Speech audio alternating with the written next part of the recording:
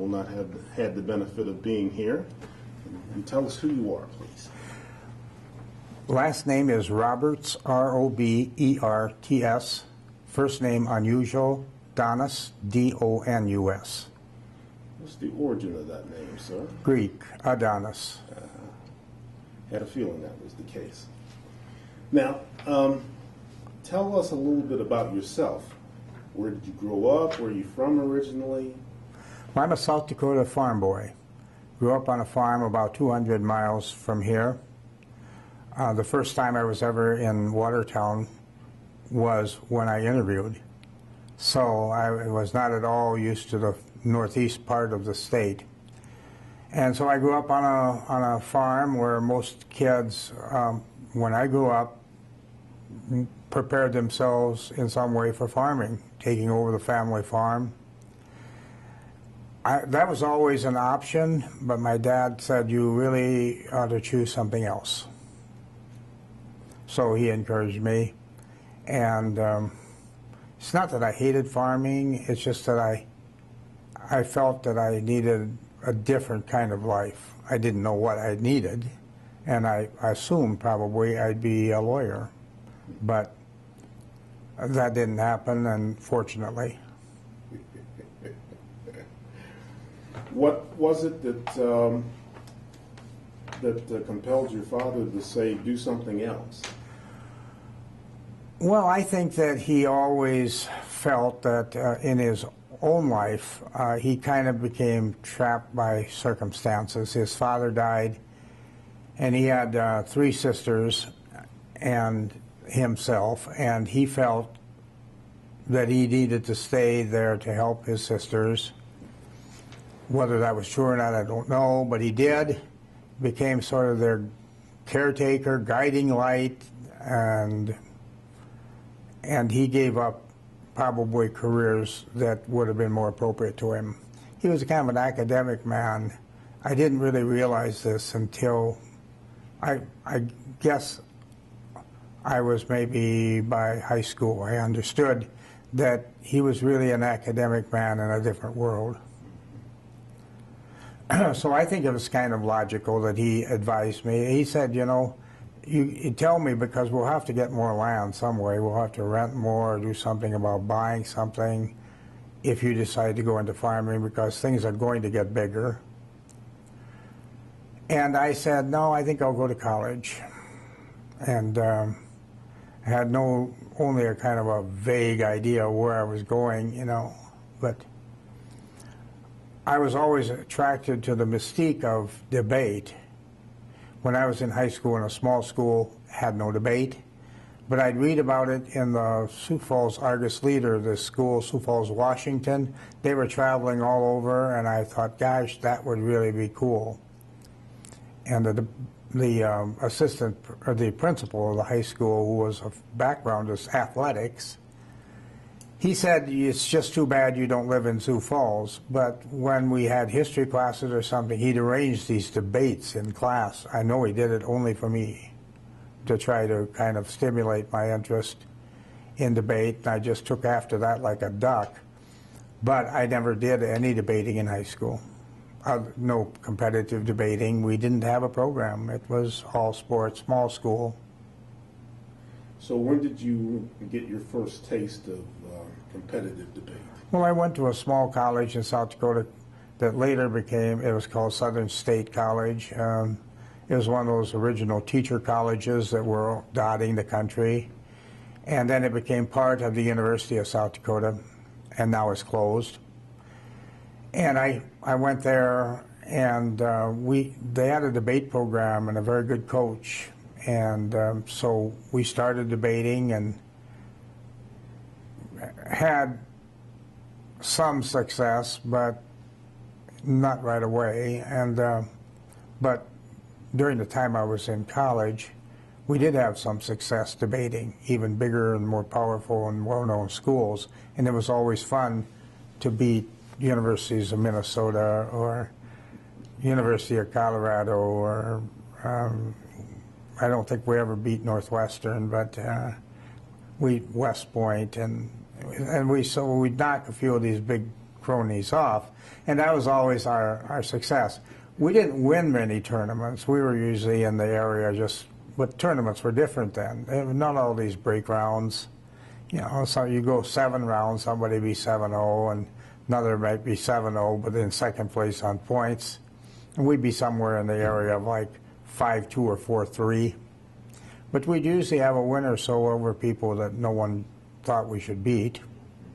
And maybe the judges were foolish too. I doubt that.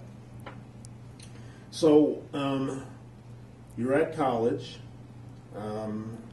You're thinking maybe a lawyer, but then you decided against that.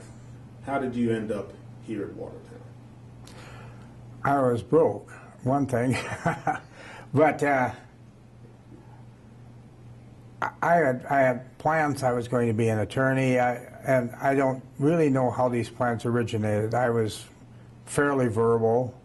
I had a couple of friends that said, well, you should be a lawyer. I thought, well, that would be a good profession to be. I did end up having a bad break that turned out to be a good one. I lost in a hunting accident, nearly my life. And in the process of bringing suit against the negligence of the hunters that did this to me, I encountered some high-powered lawyers from Wichita, Kansas, and I did not fall in love with their ethics. And I just, in the process of spending a lot of time being interviewed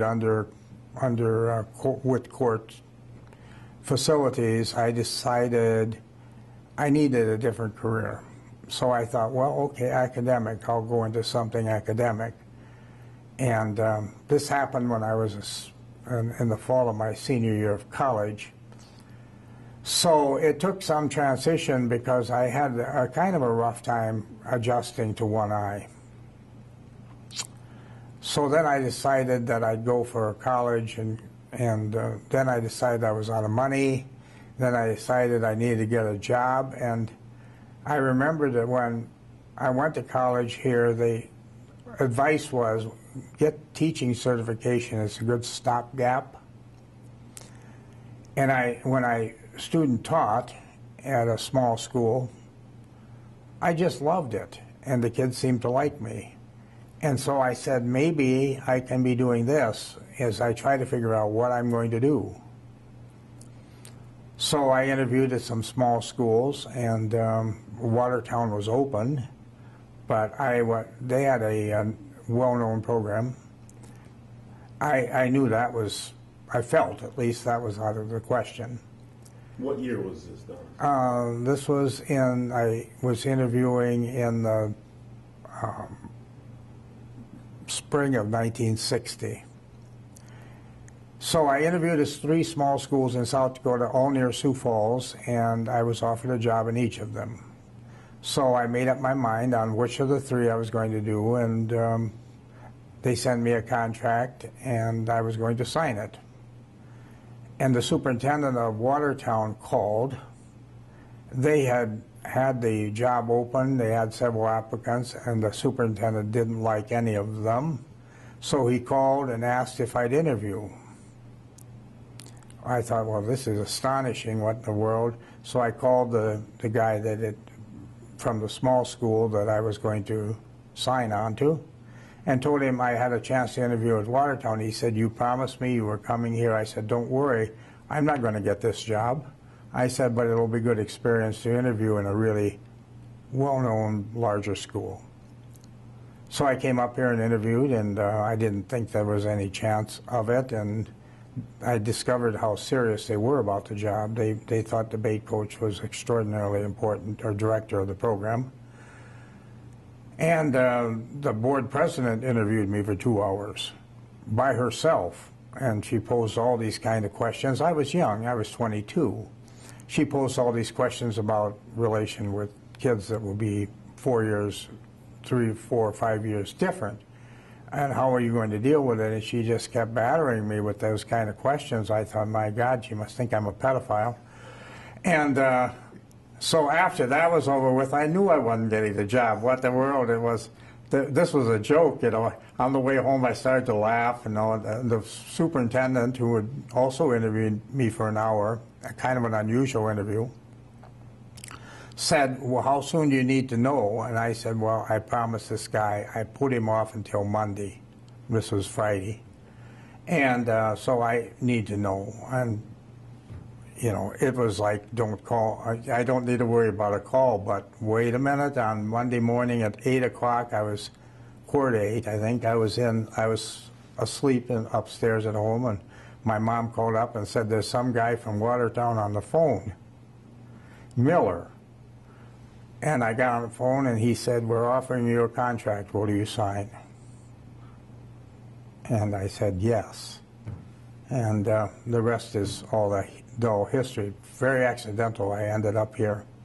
I ended up here because I would have, one more day, I would have signed at this small school. So, and yeah, it was obviously, I had no, well, it was going to be my first teaching job, you know, and so I didn't have any real commitment. It's not like I felt a soul burning for this job. This is something that just grew. It grew fairly fast, but I can't say I knew I wanted to do this all my life. I had no clue that I wanted to do this. And I was a kind of a mischievous little kid. You know, I was not mean. I was pretty, and if somebody caught me doing something, I said, okay, game's up, you know. I did it, yes, and, you know, I wasn't immune from punishment. I was mischievous as could be.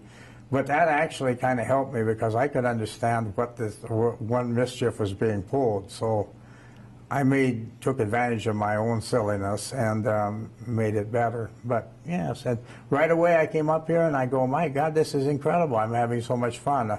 Should I be having this much fun? I was working awfully hard, but I was having a lot of fun.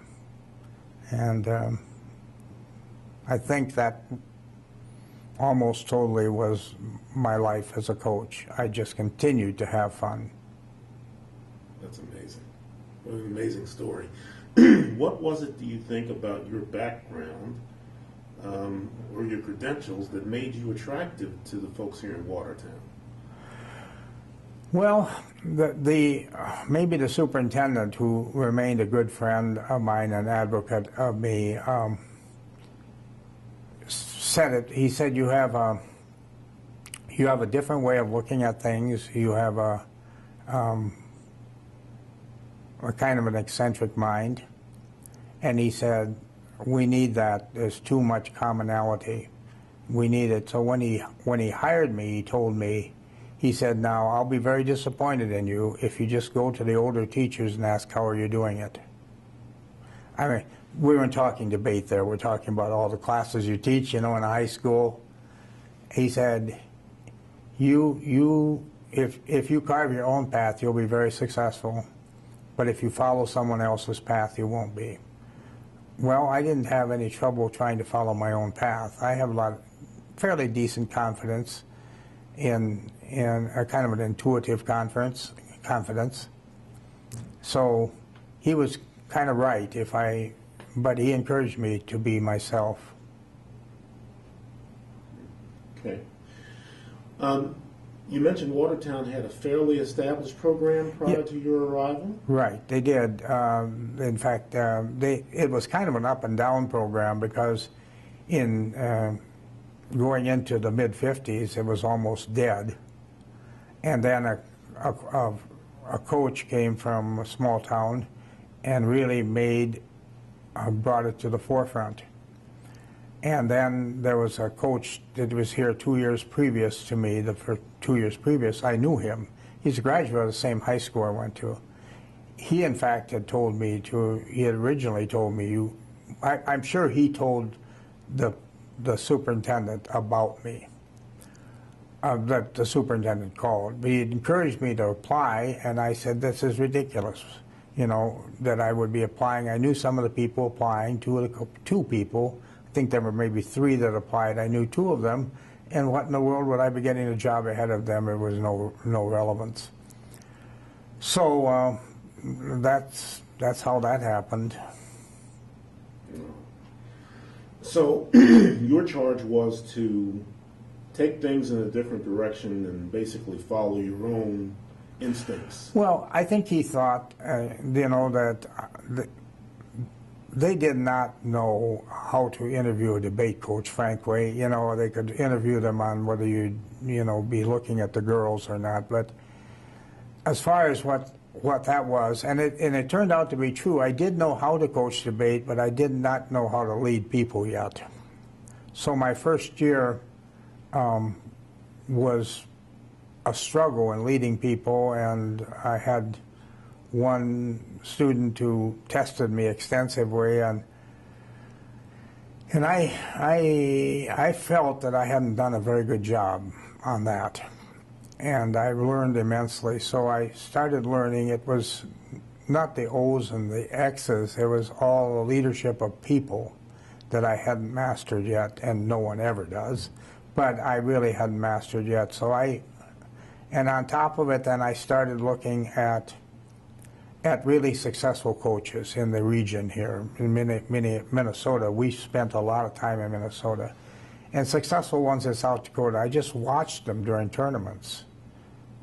And I concluded that I was just way too in-your-face pushy, because I was always trying to figure out, who was judging what and interpret something by a look or something. And I just backed off of that whole approach.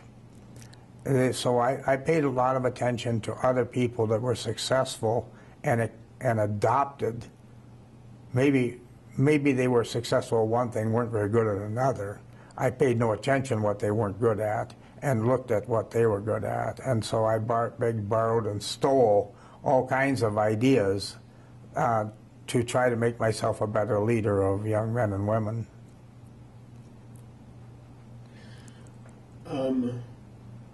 What were some of the characteristics or attributes that you sort of glommed onto as ways to motivate people? Well, one of the coaches that started the same time at Brookings, you came right by Brookings on the way up here, always a strong school in forensics. He was an extraordinary motivator, kind of like a evangelist minister. He, the power of his rhetoric was incredible. However, he depended almost exclusively on the power of rhetoric. And he taught me that it was important, the power of rhetoric and the power of using your own persuasive devices with your team. You have to use them, and you need to be good at it. But you can't rely on it. I tried to rely a lot more upon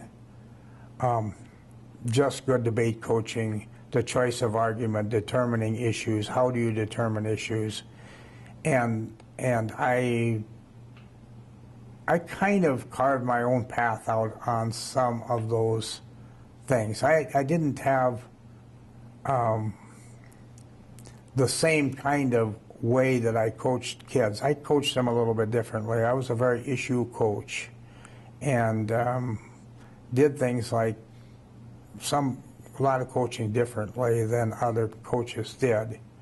And I often said, for example, I will try my very best to be fair to you. I will try my very best to be fair to everybody, but I will tell you right at the beginning, I won't coach you all the same. I'm going to demand that you all work hard, but I will not coach you the same, because some of you have talents that are very individual, and I'm going to try to magnify these. And that was, at first when I started saying that was, you'd have kids going around the room looking at each other, wondering about this. But they came to understand, I think it was a pretty decent technique. I understand what you're saying, but explain a little bit more why you approached coaching that way. Well, I have a very strong feeling. Okay, one of my major tenets of my philosophy about teaching, but especially coaching debate and speech events, is that you teach the students to be self-reliant, to be less reliant on you. As everything happens, if you're teaching them right, they become more and more reliant on themselves. And so therefore, to try to say that we will all do the same thing the same way is to not do it. And it came to this because when, in 1963, we had two extremely strong teams. They had records, you know, in the area of 50-8 apiece. And it occurred to me as I was watching these teams develop that they had very different strengths. And the team that was considered by most people the number one team for us, in my mind, was our number two. Because the other team had greater adaptability. And we could run the same case, and the team that had greater adaptability ran it better, even though they were not considered the number one Watertown team. So I started putting that in my calculus, you know, that teams have different abilities and skills and so forth. And I determined that when I followed that, our whole squad had a better chance. Recognizing the unique talents of individuals, right, and the chemistry of individual teams, right, mm-hmm. And that would influence how you there's sometimes, for example, and you would know exactly what I'm talking about, that there are some people that just have a special it in a certain way, and just allow them to magnify that, not become dominated by it, but magnify it. Okay, a little bit more biographical. So you started here in 1960, and then your career progressed. When did you haven't retired? What's going on there? Well, you know, I have retired officially. I still judge a lot, and if students ask me for help, I do try to do it, particularly in extemporatory. I generally stay away from the debate.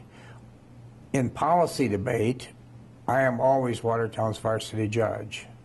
So I have to cope with all the vicissitudes of the speed and all of the other things that sometimes are bad attributes.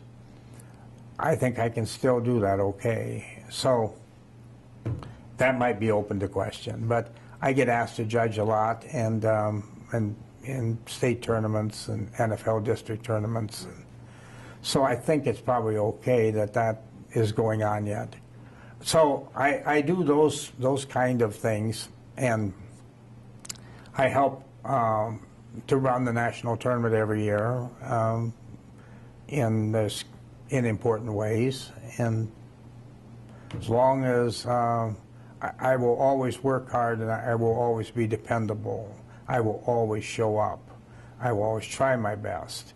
I won't get distracted and decide that something else is more important. So, you know, they always say the number one thing you need to do is show up. I've always showed up. Very good. When did you officially retire? 1999. Long time ago, yes. And that allowed me to do another one of my passions, which is books, and I have a bookstore. Ah. Huh. Now, are you an author or just a bookstore owner? Or both? Well, I mean, I've done a little of both, but in this case is bookstore owner. Yeah. And I sell on the internet and have an open store, both new and used. Wow. You are a rarity. Yeah, well, you know, maybe that shows something foolish about me. While everyone is closing bookstores, I opened one. My wife points that out frequently. She said, did you ever read in the paper, but most people are closing independent bookstores, and you opened one? And I said, well, I've always been a little backward on the way I've done things. Your lovely wife, I understand, has been very involved. None of this would have happened without her steadiness at the keel behind the scenes. She has been an assistant coach for off the record for years now. She's officially hired as an assistant coach even today. In fact, right now she's at a tournament in Sioux Falls, an interp tournament and interp contest, that's dramatic and humorous and so forth. So she continues to be leader. She did all kinds of whatever needed to be done that I couldn't do, she always did, and she did very well. So I can say very clearly that none of this, my career would not have unfolded like this had she not been here. Did she know what she was getting into when she married you? I don't think so, but she didn't have really much of any experience in that, but she was willing to learn. Okay. What's been the significance of your coaching debate for all of those years, both for you and for students? Well, the first thing I would say is it may have been more significant for me than the students because my whole mantra, the way I learned to approach life and the confidence I have had has come from their success. So I would say, you know, that they, in a perfect world, it should have been about 50-50, and I hope it was. But for sure, I can't live in their shoes. But I've had a lot of feedback that it was pretty good for what we did. Well, my understanding is that a former student succeeded you as coach here. Mm-hmm. And then I'm sure there are hundreds, if not thousands, of others who have gone on to... Yeah, well, everyone has those success stories, and they're always fun. And I was over in Minnesota, not even a week ago. This previous Monday, at a funeral of a man who was a father of 7 boys. All 7, they used to live here. All 7 of them I taught, and all in some class or another, and 4 of them were career debaters and national tournament type people. 4 of them were, and the other one of them didn't debate his senior year, one of them not his sophomore year, and one of them just debated his freshman year. They all were there. It was just like a big gathering of longtime friends at this funeral for their dad. And they all felt that they had benefited wherever they left it off. They were pleased that I had remembered their family. You got to remember these people. They made you. These people made you. You didn't make yourself. You were made on the backs and brains of very, very good people who learned on their own, and they learned from you, and they learned from other people how to do this. So it's always fun to see that happen. It's heartwarming. Of what of your many accomplishments are you most proud? I think my role with Phyllis Barton in 1986, which has been called, and I think perhaps correctly, saving the NFL. That's a long and involved story. I have been interviewed on this for the files that they keep private. But there was the executive secretary of the NFL, both unbeknownst to other people, but also overlooked by other people, was destroying our organization. His behavior, his morality, and his financial manipulations, I came to recognize were destroying it. Phyllis and I, to make long story short, spend a lot of time talking about this. We have to, this organization is going to be caught in so many lawsuits that we won't even be able to see the top of the lawsuit bin. And we have to move, and it may destroy our career because he commanded the majority of votes on the council. And we started off saying, if we sacrifice ourselves, we have to do it, because otherwise, within a year there'll be no organization. So, I think it's kind of a strange negative way of doing something negative, getting rid of a person. I don't like that connotation. But if we didn't get rid of this person and then we got Jim Copeland in the job, we would not be talking here. There would be no National Speech and Debate League, no NFL, Honor Society, nothing. Only some memories of older people. There was no doubt that that was true. We were just lucky as sin that something explosive hadn't happened. So I'd say that it's a funny thing. I'd say that I feel was the most significant contribution I've ever made. And seeing that, and Phyllis and I joining together, it was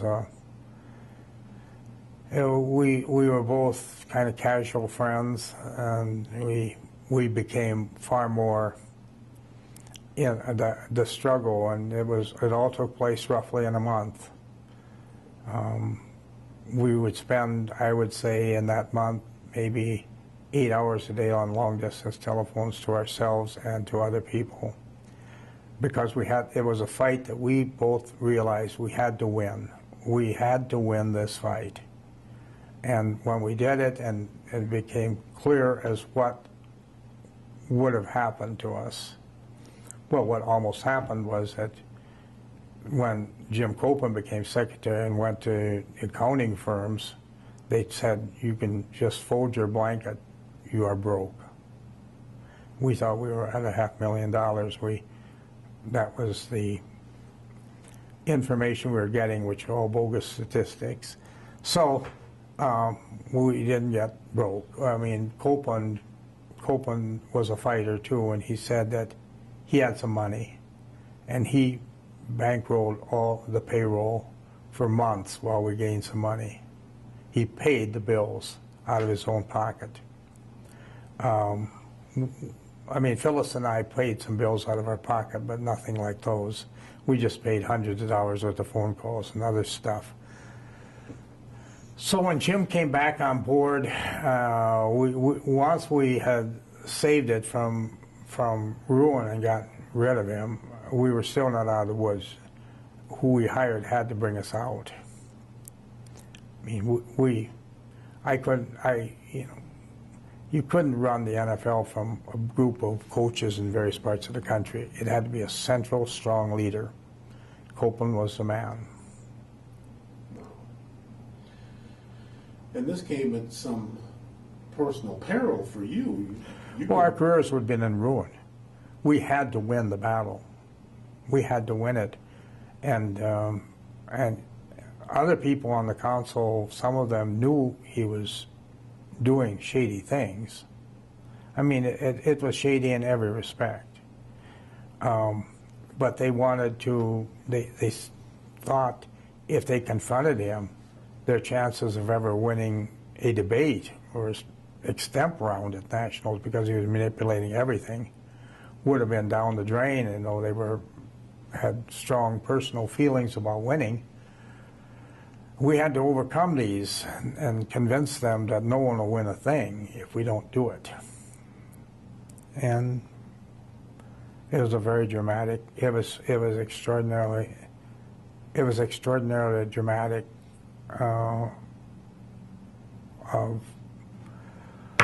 that we were able to pull it off, that we did pull it off. But once we tipped it over, and we had to get 4 votes. There were 7. We had to get 4. We knew we had to get them all almost. Or we felt that 1 we couldn't get, turns out we did get it. But once we got to 4, we were prepared to go ahead, even though there would have been 4-3 would have been extraordinarily divisive. But we had talked it over and said we have to get to 4, and when we get to 4, we say we are at 4. You two want to get on board or not? And they both said yes. So, but they were scared. We met at the airport, paid for a small conference room out of our pockets to meet everybody and say, we can do it, just stick with us, we can do it, and we did it. And it was a very important moment. Phyllis and I then were just like, there was never anything that could come between us, and it's so unfortunate that her life ended, cancer. Never will forget, we were at an NFL meeting in the fall of 1991 in Minnesota. That was where the fall meeting was. And we got done on probably Friday evening, and our debate teams were in Minnesota competing in Stillwater, and I was going to go after the meeting. Well, the meeting was over a little earlier, and she said to my wife and myself, I want to have breakfast with just the two of you. And we went there to breakfast. And we ate breakfast, and it was clear that she wanted to say goodbye. It's still tough for me to confront this, because we sat there and it was so emotionally overwhelming that she had chosen, because of where we had been together, that she had to say goodbye. And she got on a plane and flew home, and a month later we were at her funeral in Cincinnati. Terrible. A great woman, a great great coach, but far more than a great coach. Great coaches, there's got to be something more there than just the shirt you're in. She was a great woman. Friendship forged under fire, boy. Wow. A lot of people won't know, well, you just told them, but a lot of people wouldn't know that you helped almost save the discipline. Oh, I think none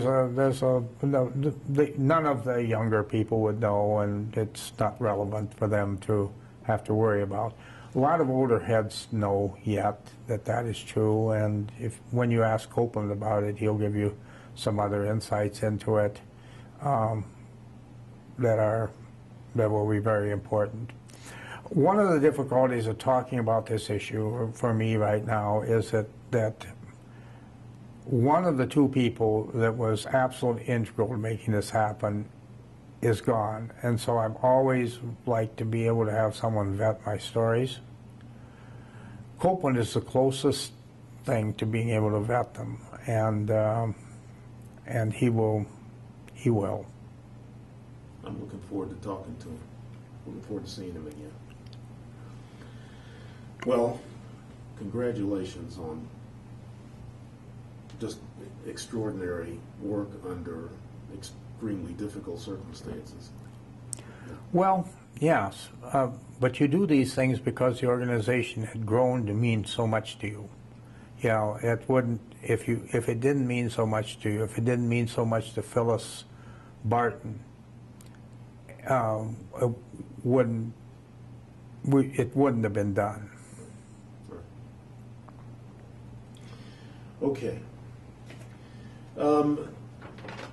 Lighten the mood a little bit. In your opinion, what are the characteristics that make a person a good debater? Oh, wow! There are so many attributes, and they're sort of specialized. If you remember what I'm talking about earlier, that you try to bring out strong debating features, and sometimes these things are just very different from each other. Listening is, without any question, the number one thing. The number one thing to being a good academic person, in my estimation, to being a good leader in it, is to listen to everything that's going on around you. And the debate is the debate. It's what your partner is saying. It's what you observe the judges listening to. It's what you observe from what they say. I don't care whatever paradigm that you're debating, good listening is really critical. And so that is very, very important. All kinds of other things are relevant, but I always felt that just good listening, and I think that sometimes having I always was a strong advocate, everyone has a personality, don't lose it in the event you're competing in. Don't lose your if you have a humorous personality, don't lose it. Don't become another person up there. Be known for what it is. If you're really serious-minded, don't try to be a comic, because you'll fail at that. So bring your strengths out, the strength of your personality and so forth. But key to it all, I think, first in debate is listening. What's your fondest memory to date in terms of your involvement in forensics, working with students? Well, I tried to run a program where everyone had an equal chance, and as long as you worked, we went with you everywhere equally. We ran, and I kept stressing to the school district that I'm trying to run a very even-minded program, not an elitist program at all. And sometimes that was very difficult because funding was tight. I was always in their face about funding, and I must say that the school district responded marvelously. We ended up with a budget way above other schools. We had so many more kids competing. The school said, we understand this and we believe it's a good thing. We don't know how far we'll be able to carry it, and so forth. We did require the kids to pay for things, you know, like nobody paid, the school didn't pay for food or anything. But we did pay all the entry fees, and we did pay all the transportation costs. Now, we would take big buses and jam them full of people, sometimes 2 buses jammed full of people. We would go 2 ways every weekend, and if sometimes 3. We would put up to 100 kids competing on a weekend in 3 different locations sometimes, and we would generally do quite well. So that my best feeling is the fact that I made it not an elitist activity, and that everyone had a chance to participate. And the win-loss record was not an issue, but what was that you keep trying is an issue. And so you were 0-5 and 0-5, and there's another tournament coming up. We'll be going to this tournament with you, but in the meantime, we have to try to improve during the week. And sometimes that would dramatically happen and turn around, you know, and then there's even cases where the top squad came from 15 straight losses, you know, at the younger age in the novice division. So you just try to have faith in the kids you lead. You're the leader, you set the model, try to have faith in the kids you lead. If it's not possible for some type of reason, their grades just won't allow them to be competitive, you can't do anything about that. You can't compete them. Can you give me some sense of the size of the team in any given year? How many students at the? Well, in all respects, we generally had around probably at least 100. And when I was first here, it wasn't that way. I expanded the program. When I first came here, then the coach that preceded me said, and didn't mean anything to me, he said, we're the largest chapter in the NFL in our district of South Dakota. We became that for the first time. And I go, well, that seems like a good goal. Don't end up having that go backwards on you. And so I did that, and then during the 60s and 70s into there, we'd be always the top 3 largest chapters in the United States, a couple times #1, and there wasn't any reason that should have been happening. Now it can't, because these schools, these mega schools with 3,000-4,000 kids in it, you know, and big budgets, they just blow all those statistics that used to have in your favor away, and nothing can be matching them. But during our time, you know, you probably should judge things on the time it happens. During our time, we were pretty formidable. And I've had a lot of people in the Midwest, and you talk to some of the people like David Houston at Highland Park in Texas. He's on the National Council. He said that Watertown was a standard by which everyone in the Midwest competed. That's got to be gratifying. Well, it was, yes, it was. It was the kids that made it happen, you know, and I didn't lead them off a cliff.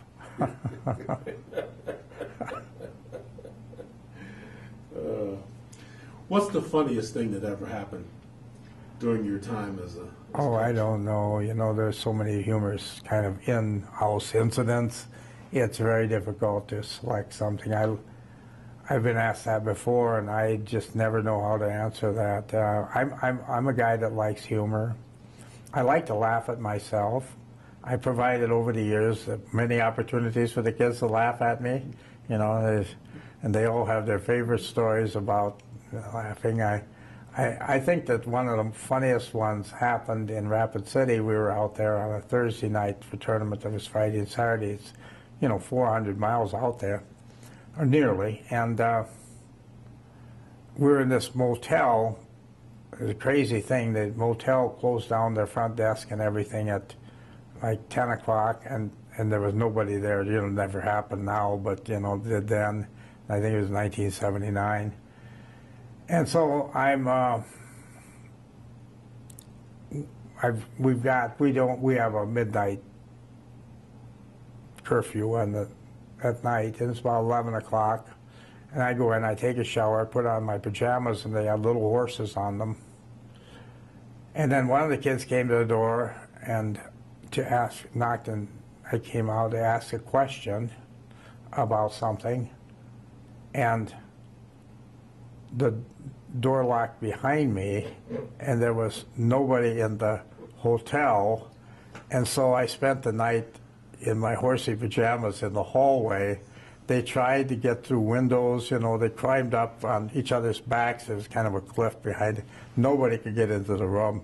So I spent my time there. That, with all the kids there, they thought was the greatest thing, you know, that I locked myself out of the room in my pajamas, they all with horses on them.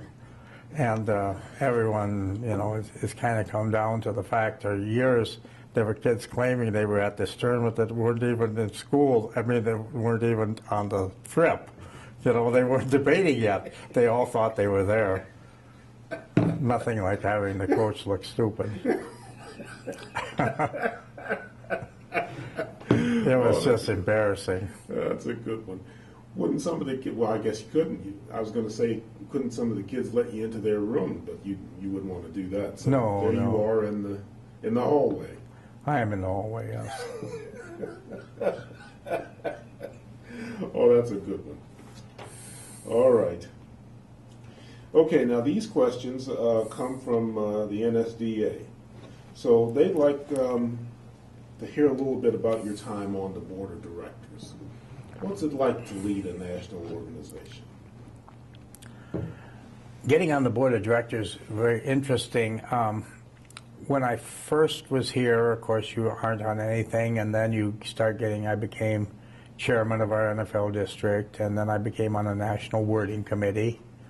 I think I went on that in 1964. And then I became very involved with the American Forensic Association. And that was an easy one to become involved with because, of course, it's a college organization primarily.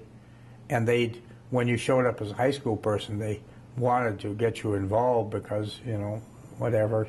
So you could be more or less on anything you wanted to be. It wasn't the matter that you had any.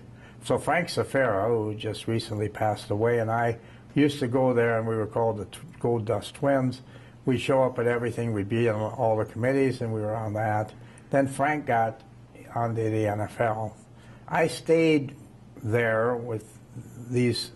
I didn't have a burning feeling about getting on the NFL board. But as time went on, I thought, you know, really I'm kind of wasting my time on this board, you know, because you get all kinds of nice honors and nice introductions, and you could be on whatever committee you want to be on, but really you're doing nothing. So then some people, including Carmen Dale Fernandez, who just passed away this week, met with me and LaVila at the national tournament in Northwestern in 1979 and said, Donus, you just need to get on the board. So I said, yes, I'm willing to do so. But you needed a lot of luck to do that because there were 6 members on the board, and the election of everyone is every 2 years. And you just weren't going to get on the board unless somebody stepped off. And there were 2 people stepped off in the election of 1980. And Phyllis Barton and I were running, along with several other people. And had these 2 people not stepped off, we would have been toast. We came in 5th and 6th.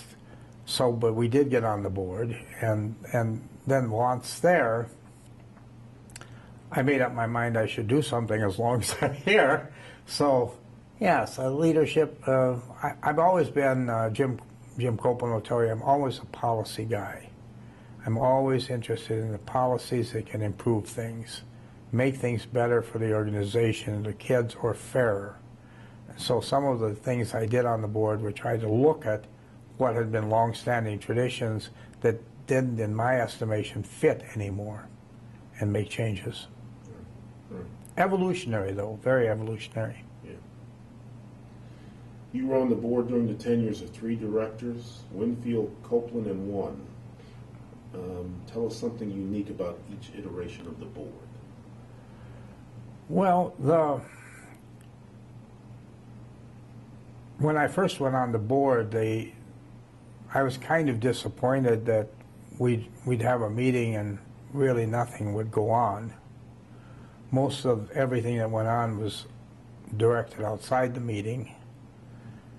And, of course, the first one is the one we deposed.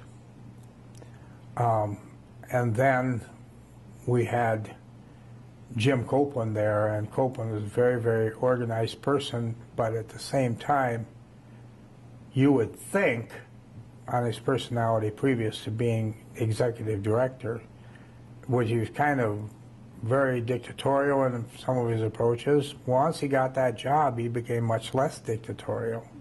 So he really surprised a lot of people. It didn't surprise me because I felt that there'd be a whole different Copeland to show up as director than I was a coach. And it turned out that I was right on that. So I enjoyed my times with Copeland. I just thought he did a marvelous job. And then there's each one of them, though, expanded the NFL, made it in some way, shape, or form, made it more accessible to more people. And I would guess that's Scott 1 is probably, each one of those three people, because I was here when Bruno Jacob was the founder, was the executive director, and then his assistant became a director for a couple of years. There wasn't much expansion there because the person who founds it in the way he wants to found it. But each of those expanded participation, but each one subsequent expanded it more. So under Scott 1's leadership, it's expanded more than it did under Copeland's. Under Copeland's, it's more than it was under the, well, can't think of the person's name right now, but Dennis Winfield, and then you go back to Bruno E. Jacob, and of course he resisted almost every kind of, because he had an image of how it should be. It's how he founded it. Right. You were the mastermind behind entry limits for districts, both the early version and the most recent update. Tell us about that process. Why do you think it was necessary, how it worked, and what were the results? Well, I remember I went to a California district tournament, and over here in South Dakota, for example, the schools were all wanting more entries because they had bigger programs. They wanted more entries, and you couldn't get more entries because every school had the same number of entries. You know, whether you had 4 kids in the program or 44. Then I went out to California to a tournament there, an NFL district tournament, and there were, on paper, there were 28 schools in the district. Only 8 were there with any contestants. And I'm going, this is just foolish. Why aren't these other schools here? Oh, they don't want to come. They want, the kids to become members and to get certificates and degrees. They don't want to go to the national tournament, and they don't want to pay any bills for the NFL district because maybe they don't have no money. So I said, something needs to be here. We need to make this, he who plays the game gets the rewards. Those who don't play the game don't get awards.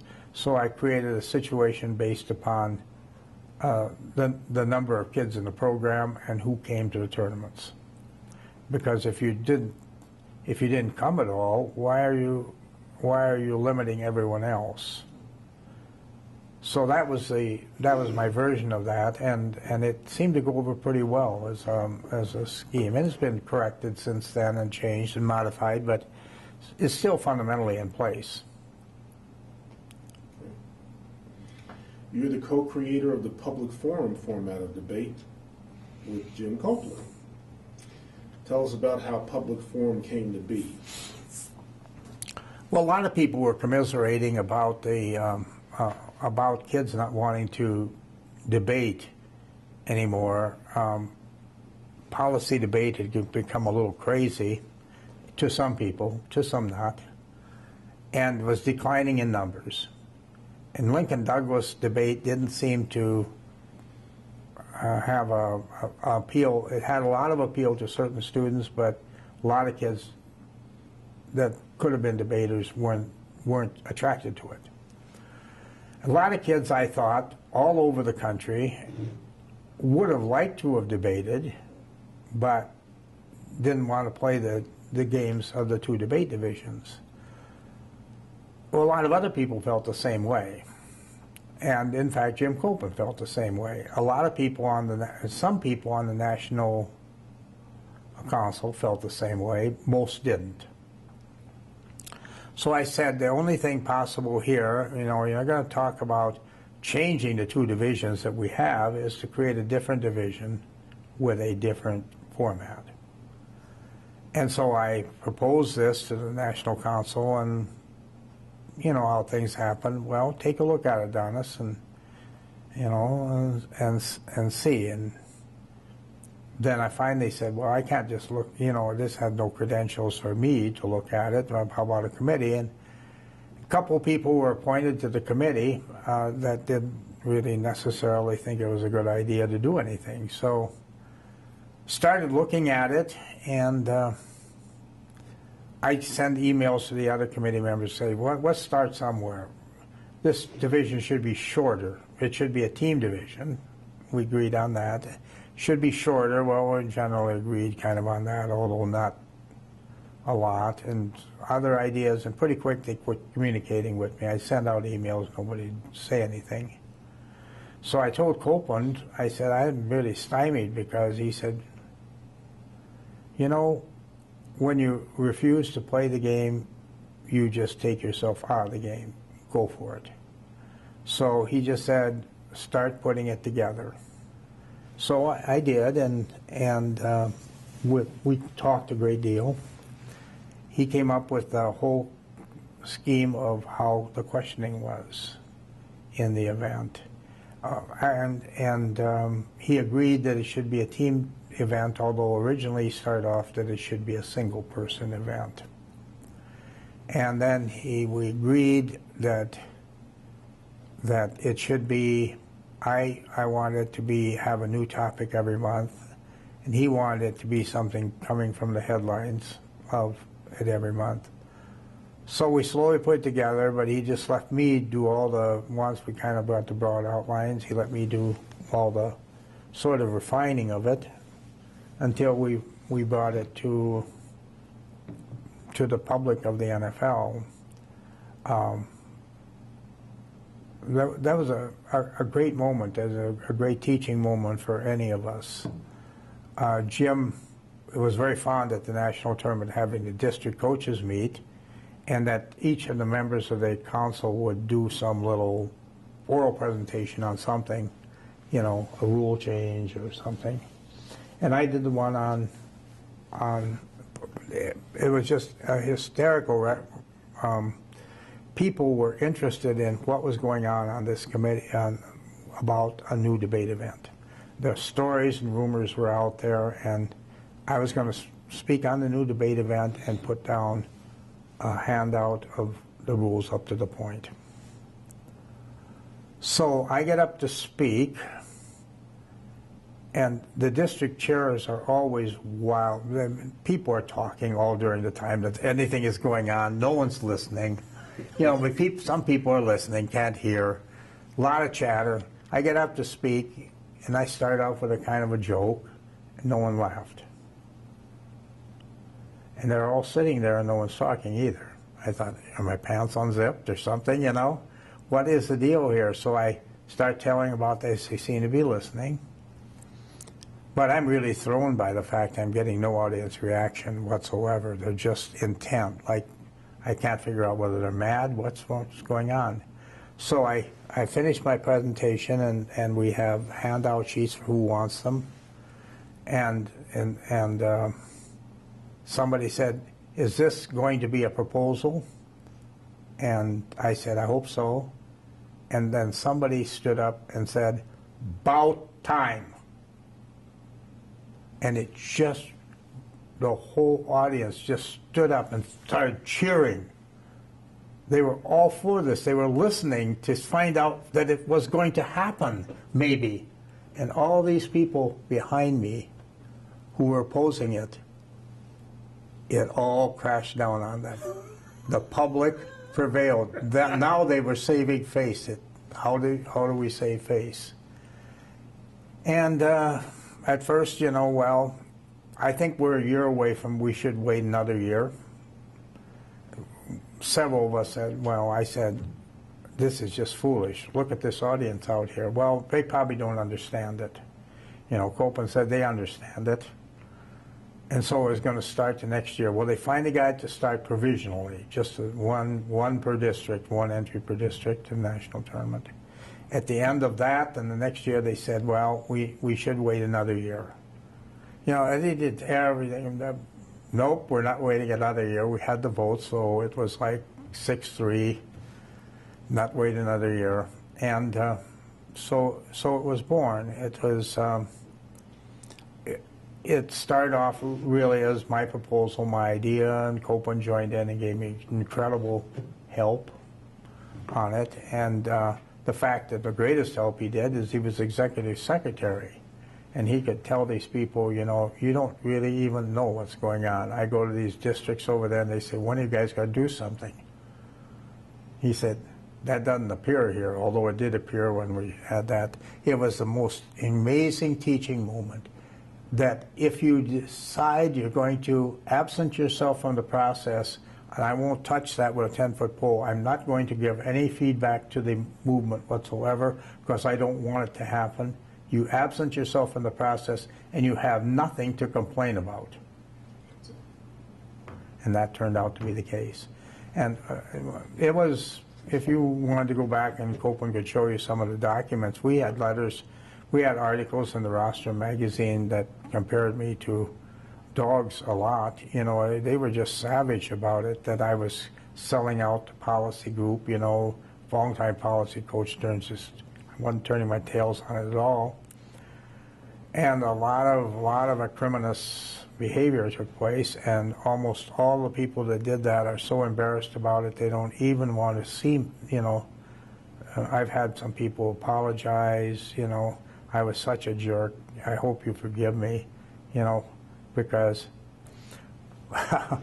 my wife was talking to one of them, a longtime friend from Colorado, who had, through his daughter and himself, had written two articles in the Rostrum, just savaging the whole process. My name was used abundantly in it. And a few years ago, then we were at the national tournament, and my wife saw him, and he looked very happy. And she said, how are your kids doing? He said, I can't believe this. We just don't have luck at this tournament whatsoever, and I have a debate team that's in round 10. And she said, well, that's wonderful. What event? He said, public forum. Nothing else needs to be said. You know, I mean, we can all be wrong, and it turned out to be a good event, and we just need to protect it from being stupefied. Oh my. What are the major changes in speech and debate have you witnessed or taken part in? That the most of the changes that have taken part have actually been, no one person has made it happen. Some of them have been negative changes, you know, that have caused some, especially in policy debate, has caused a lot of anguish. Now it's, I think, turning back and becoming a more sensible activity. We almost lost a lot of credibility with a final round of debate in 1979, when the audience at that time was Phillips Corporation, which were major sponsors, and they walked out of the event because the final round of debate was just, you could not understand the word, and it wasn't even pleasant. It was just very unpleasant rhetoric, discursive. So we've withstood some of those things, you know, but most of everything is evolutionary. I'd say that the electronic age is the biggest change in all events. You know, computers, computer research, computers used in the debate rounds for storage of this incredible amount of material that kids accumulate. Computers, or the electronic age, is the biggest thing. It's forced most of the changes, and some of them have been difficult changes, and some of them have taken a long time to get used to, caused a lot of suspicion, but they're here to stay. Just going to have to adapt to it. Yeah. Your coaching career spans 5 decades. What do you remember from each decade? The 60s, the 70s, the 80s, the 90s, and the 2000s, especially given Just all so- the things that have happened over the course. Just so different. Debate was, to give you a clue on it, you know, there was, when I started coaching debate, hardly any tournament even had cross-examination. That was kind of a top varsity event, and the NFL had adopted it. but most invitationals didn't have it. There were only 2 tournaments in South Dakota, Watertown and Augustana, that had it in the varsity level of their tournaments. The State League of South Dakota had 7-minute rebuttals, 10-minute constructives. There's lots of old-time ideas that took a lot of angst to get rid of sometimes. Much more liberal, I suppose. Everything is much more liberal now than it used to be, if you define liberal as being a lot of change. But for the most part, change is always going to be hard for anyone to agree with, and all of us have been on the wrong side of that movement sometimes by accident. You should guide the movement, not resist it, is my opinion. Change is going to ultimately happen. I think the other thing that has happened in the speech and debate world is that speech has gained a lot more credibility as the years have passed, and as perhaps proportional to some of the problems of policy debate. That as a popular event with kids, even the debaters want to go to the final rounds of speech, and they probably will skip the final rounds of debate, even if they participate in it and have been eliminated. So I think the speech events becoming more popular in proportionality is a big change. How about the tie-in with history? What was going on in the 60s, the 70s, the 80s? How did that influence the way you taught or the way the students responded? Well, I think that here in the Upper Plains, we were a little shielded from some of the root elements of that. I'll tell you an anecdote. When I knew about this before I went there, when I was on the wording committee for the first time, I sat at the table right next to, and I cannot remember his name, he was a gentleman from Georgia. And at that particular time in 1964, just right ahead of the civil rights movement in America, there were topics that the South would not debate. And in fact, the matter is, there were examples. I remember them. I remember being a judge in a round where there was a team from Michigan debating a team from, I think, Mississippi. And they affirmatively presented the case, and the negative said, we pass, we will not debate, because of the way it was. And in the year previous, there was a lot of examples because the topic was on educational reform. And one of the ways educational reform was segregation and other things, and the side teams from the South wouldn't debate it. When we came to considering debate propositions, that was a big thing.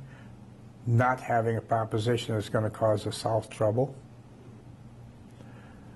And how rapidly that changed, because by 1960, that was 64, by 1967, for sure, 66, the winter of 66, when I was at the same meeting, then this man from Georgia said, we can debate anything in Georgia now.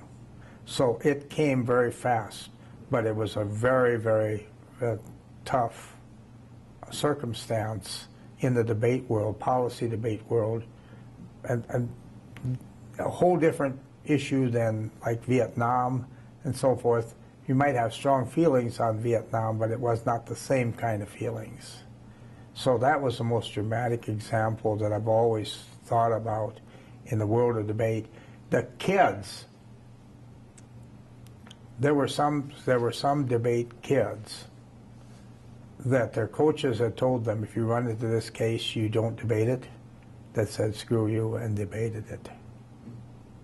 So the kids were way ahead of the coaches. And the coaches were more representative of the old guard of the schools. But once the kids started saying, Coach, we're going to debate, we're going to debate these teams. We're not going to just take a passive loss. Then it changed dramatically. See, that's something about change. The younger people, younger coaches, younger debaters, you're young, they're always going to be kind of on the center of change. And the people that are older are going to be on the backside of that curve.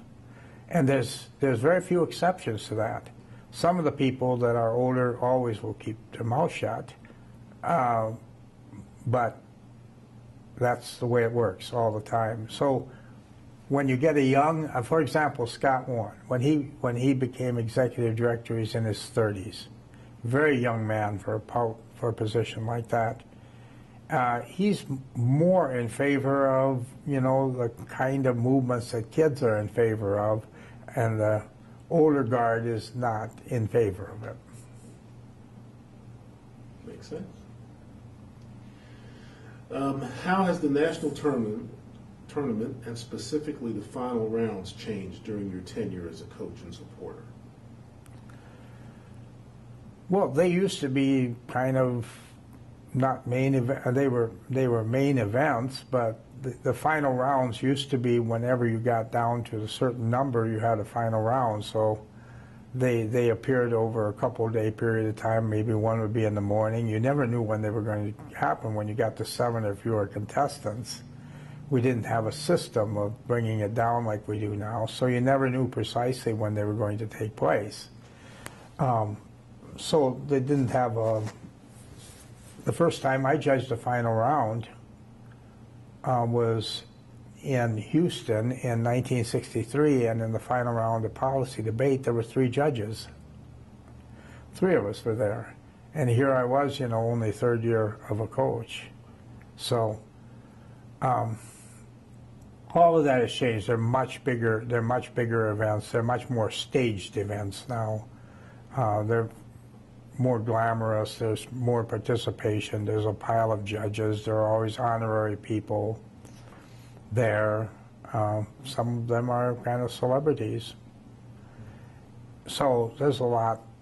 It's like Dancing with the Stars. Everything has become glamorized more.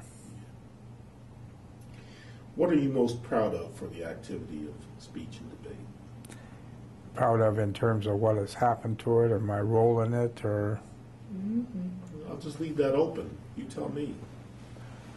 Well, I don't know. It's a hard question to answer. I suppose I will return to an answer that I've given to a different question that resembles this one. And my own involvement was that we had a very large egalitarian program. And I think a lot of schools have now large programs that are sort of open-ended. If you can cut yourself more faster than they'll cut you. I guess some schools have got so many people out they have to make cuts before anything happens and people can go out. But yet, there's always a tier system that if there's a really major tournament at the University of X, there's some other less major tournament at the University of X. And so I think the programs are bigger, people used to go to the national tournament with 3 or 4 people and win sweepstakes because there's few events and so forth. You have some kids that could extemp and debate both. You were going to win. Copeland won a lot of national tournaments with not a lot of people. Now you see some of those squads there and you go, my God, those squads are bigger that they have in the national tournament that most people have during the regular season. True. What's the worst thing you ever saw in the activity?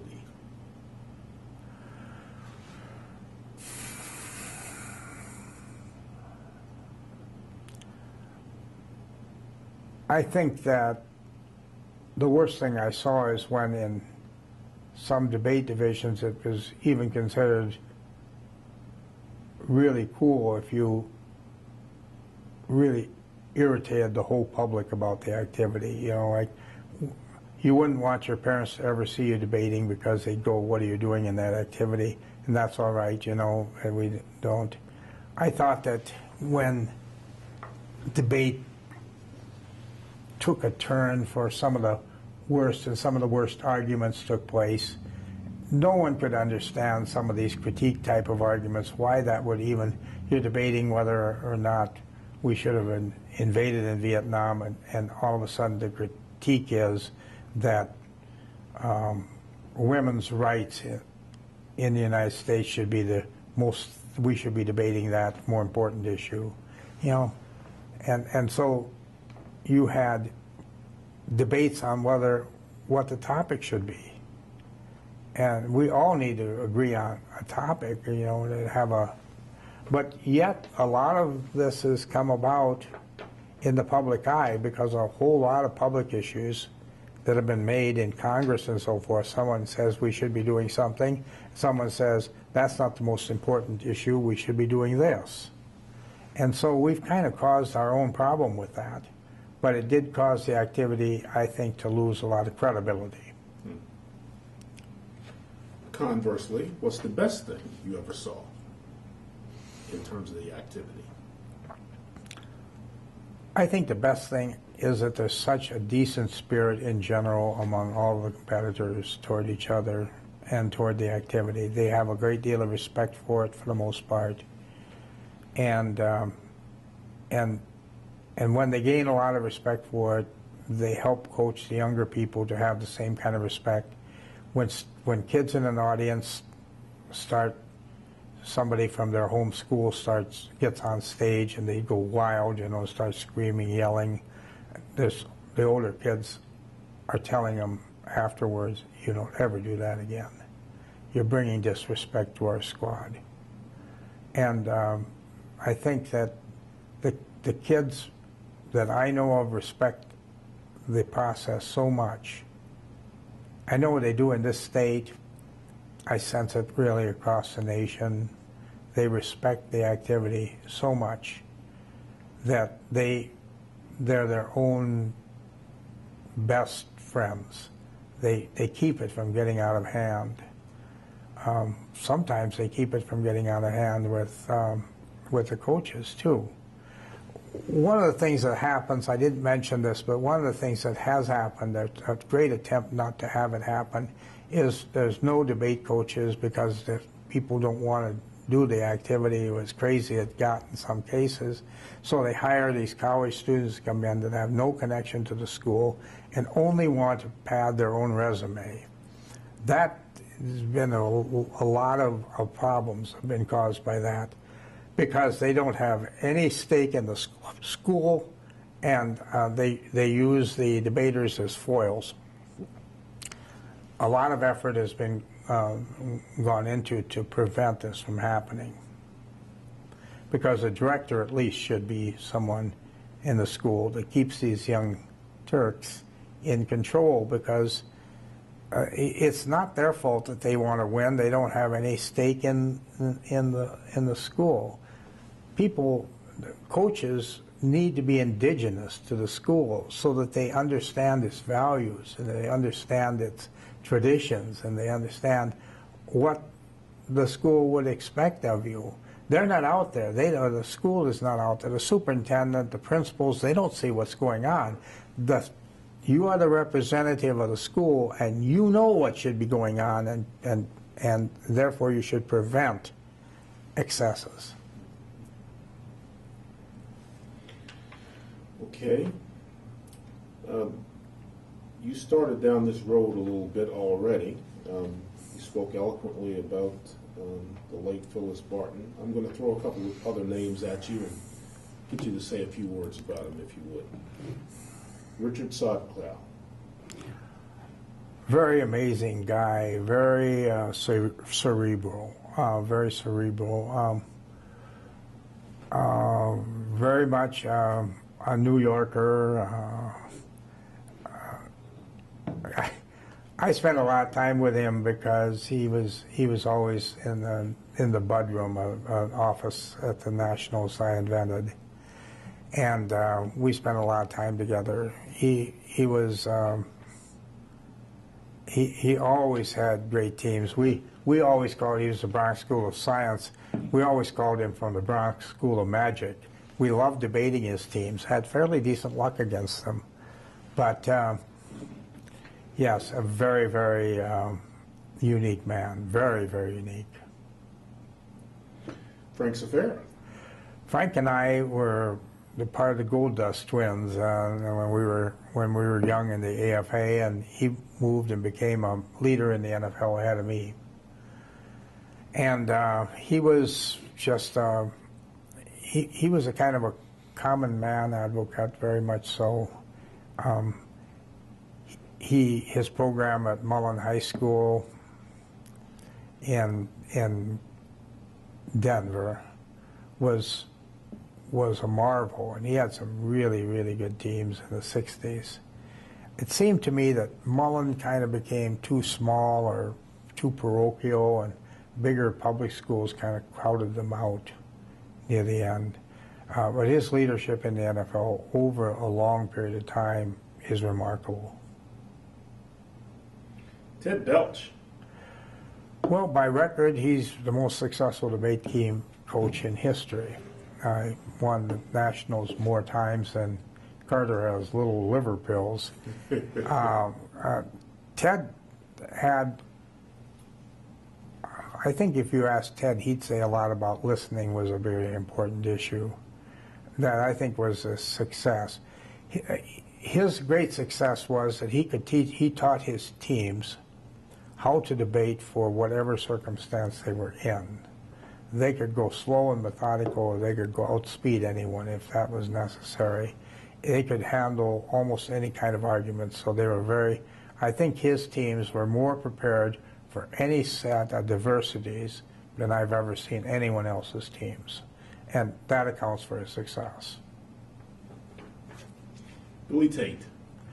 Billy Tate, well, for the moral fiber of the NFL, no one has ever been like him. He was liked by everyone, and he had Montgomery Bell teams that were always very good. And near the end of his career, they got even apparently better.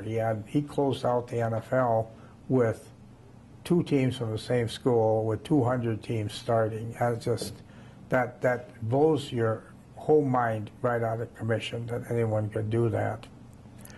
Have the teams. He was a director of forensics. He had other people helping him, but he was always a fine moral leader of his teams. His teams are probably debated more conservatively than most national circuit teams, but very successful. Anyone else you'd like to mention? Well, Copeland is, I think, overall the greatest coach in the history of NFL. Without any question, if you consider all the events, Copeland is the greatest coach of all time. I wouldn't even, there isn't, Ted Belch is a great policy coach, won more championships than anyone else. But Copeland could coach every event and has won national championships in every event. And he'd win sweepstakes at the Nationals when there were no girls. He had no girls at Marquette and other schools that have girls, and he'd still win championships. He was the ultimate winning coach. In addition to your service through coaching and board leadership, you now become a generous sponsor of the organization, I understand. Why did you decide to take that route, and how did you decide what to sponsor? Well, the NFL means a great deal to me, so therefore I took the route because it means a great deal to me. What I decided to sponsor isn't as much choice that I had. I looked at what was available to sponsor. A lot of events are sponsored by others, but with bigger pocketbooks than I can ever muster. So I said, where can I contribute? And I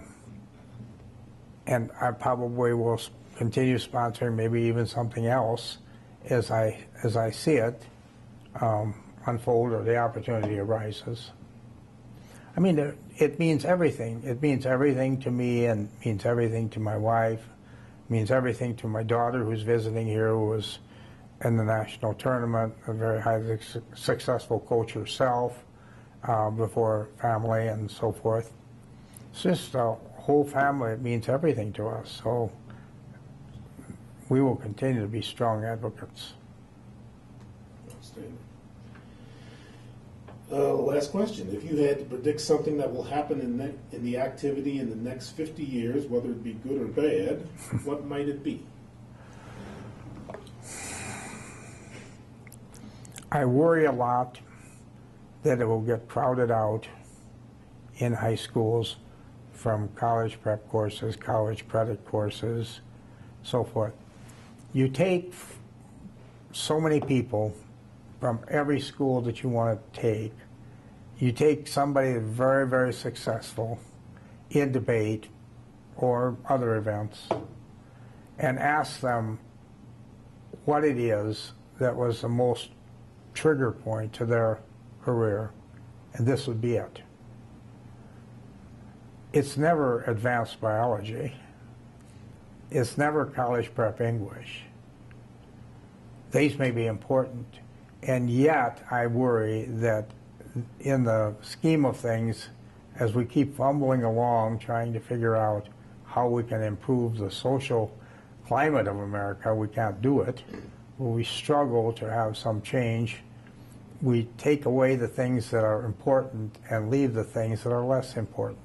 I really worry a lot about that because I worry that kids will not have the chance to do this.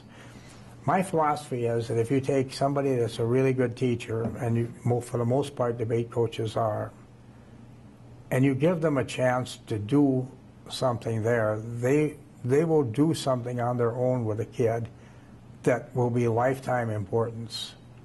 They will do it because they know what makes success. It's a leadership towards success. It's a not taking advantage of things and so forth. And we might crowd this whole thing out. If not careful. Yeah, not careful. Just a minute. I gotta take a look at this. Take that off. Well, not bad for a South Dakota farm boy. Yeah, it's been a great ride, and you've kind of you have to roll with the punches. You know, there's a lot of things that change, and you change with them. And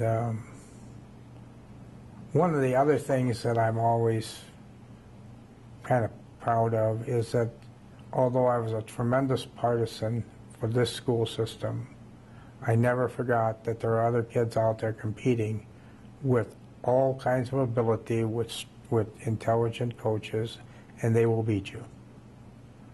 And you never want to hold malice to anyone. I would always be the first there in the line to congratulate them, no matter how painful it was, the loss that took place, or losses.